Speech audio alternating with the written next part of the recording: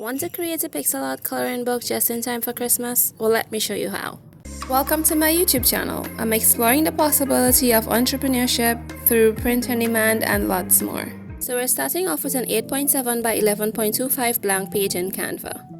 I selected this simple Christmas tree, I downloaded it as a PNG, and here I am on this website called pinetools.com, where I'm pixelating the image using the number setting 43.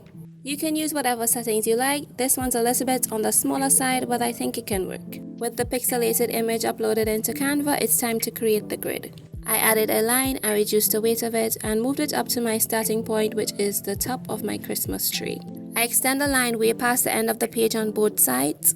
And this is to prevent the line from shifting off the page as you duplicate it. By duplicating the lines, I'm able to maintain equal spaces between them, and this is important, of course, when creating a grid.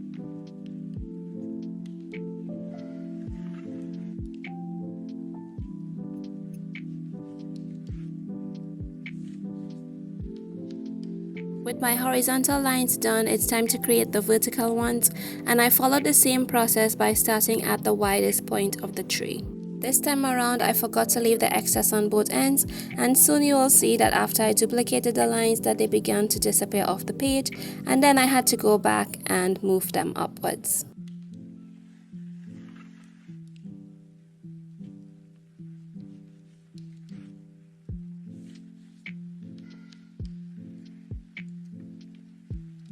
With the horizontal and vertical lines added, your grid is basically complete. You can select all at once, group them together, change the color, the transparency, if you'd like.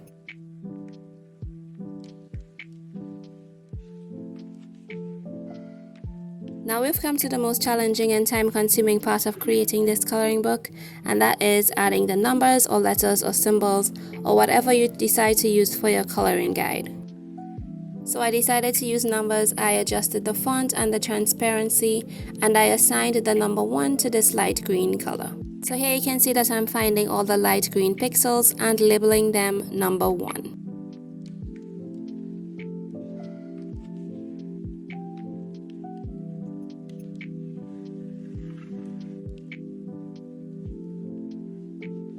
I labeled the darker shade of green as number 2, and I assigned the number 3 to the darkest shade of green. I continued the number assigning process, and by the end of it, my coloring guide consisted of 9 numbers in different colors and shades.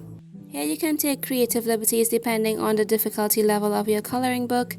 You can add more colors or have less if you like. You can even change the colors that you would usually assign to the pixels so that the customer's final product looks completely different to your original starting image, and that's totally fine. The sky's the limit.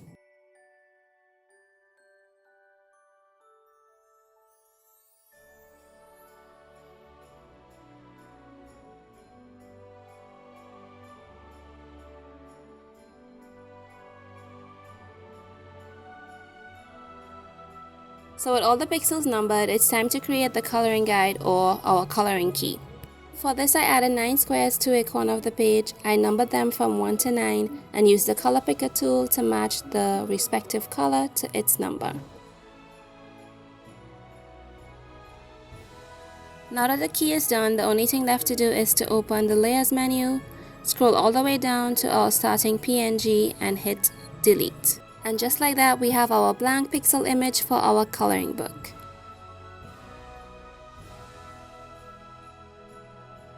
Here you can see where I missed a spot, so I'm just adding a number to this square.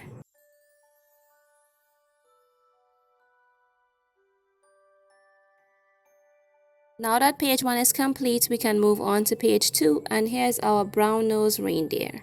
So we download it as a PNG, pixelate it on PineTools, and back into Canva. Here you have 2 options.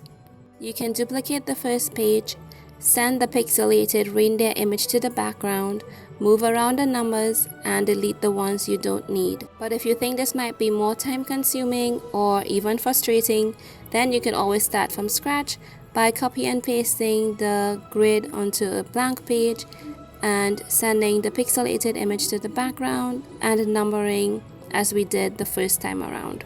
Remember that you can get creative and switch it up if you like. You can use letters, you can use symbols, you can use shapes. So that's pretty much it for this video, guys. If you have any questions or concerns or even just feedback, then meet me in the comments below. And if you like this video and it was helpful to you in some way, then don't forget to hit the thumbs up and subscribe for more.